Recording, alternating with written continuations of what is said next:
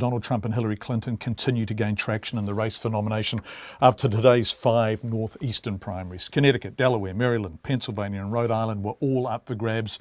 Yet the combined forces of John Kasich and Ted Cruz in an anti-Trump alliance had next to no impact as the Republican frontrunner took a clean sweep. It brings Trump's total to 26 state victories out of 40 with just 10 primaries to go and makes a contested Republican nomination seem less and less likely. In the Democratic race, Hillary Clinton's campaign is also continuing to gather traction with victories in 4 of the 5 states, including Pennsylvania, which is a big fish. Those big wins may spell more trouble for Bernie Sanders, who got just 24 delegates through his win in Rhode Island, though his campaign says they aren't ready to give up yet. Joining us now is our New York correspondent, Lorna Shattuck. Lorna, welcome back to Checkpoint. Nice to have you with us.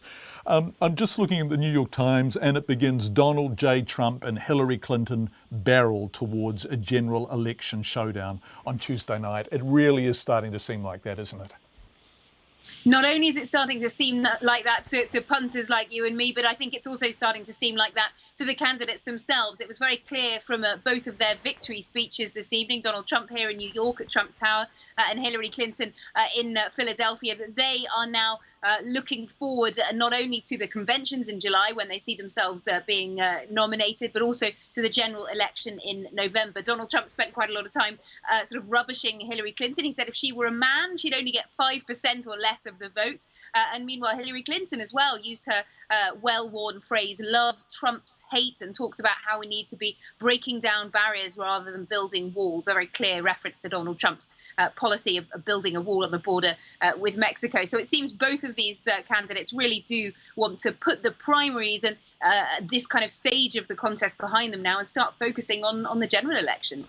So Lorna, Trump was suggesting that Clinton's only doing well because she's a woman and therefore getting votes for that. He really can't help himself, can he? I mean, it's just it's extraordinary. Let's talk, though, because they couldn't help themselves either, and that was Cruz and Kasich. If you are going to occupy the border country between desperation and pragmatism, you've got to pull it off, don't you? And they didn't, and that's disastrous for them, isn't it? Well, perhaps it's a little early to say that as yet. I think this deal really was formulated not so much for these primaries, but for the contest still to come, in particular Indiana, which is happening next week. That is absolutely crucial. And Ted Cruz needs to win there if he wants to stay in this campaign.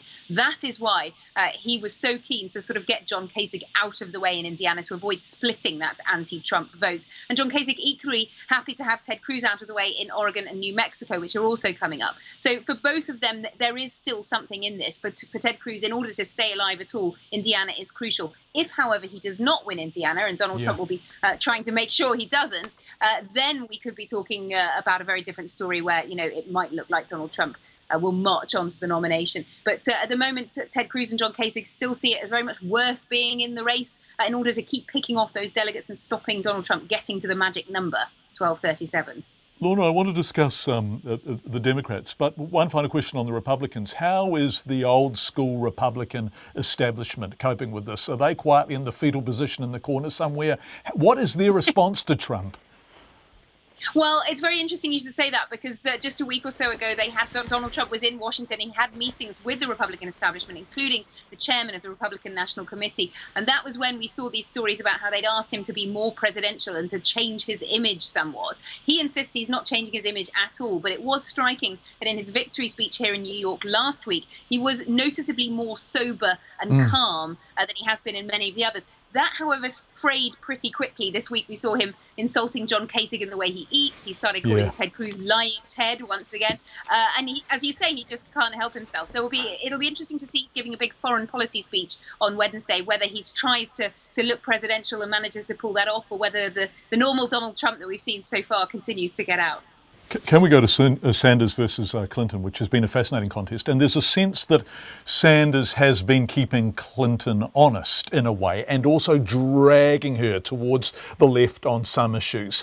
But there does also now seem to be a sense that Sanders has fired his shots. Do you think that's the case? Well, Hillary Clinton would certainly like it to be the case. I think she and her campaign are very keen now, as I was saying, to focus more on the general election and not to have to keep spending money and time fighting off attacks from the Sanders campaign. And they're trying to portray his campaign as, essentially finished now. But they have to be careful because she herself, remember back in 2008 when she ran against Barack Obama, doggedly held on until June, and even in the face of insurmountable lead by Barack Obama. So she can't preach too much to Bernie Sanders. And in addition to that, she doesn't want to rile up his supporters. She needs to keep that party unity together if she wants them to back her in the general election. So a careful tightrope that she has to walk there. But at the same time, I think she will be hoping that certainly if he starts to lose in the next few contests, he will give up before the convention in July. Lorna Shattuck, our excellent correspondent, live from the US via Skype. Thanks, Lorna. It's lovely to talk to you as always.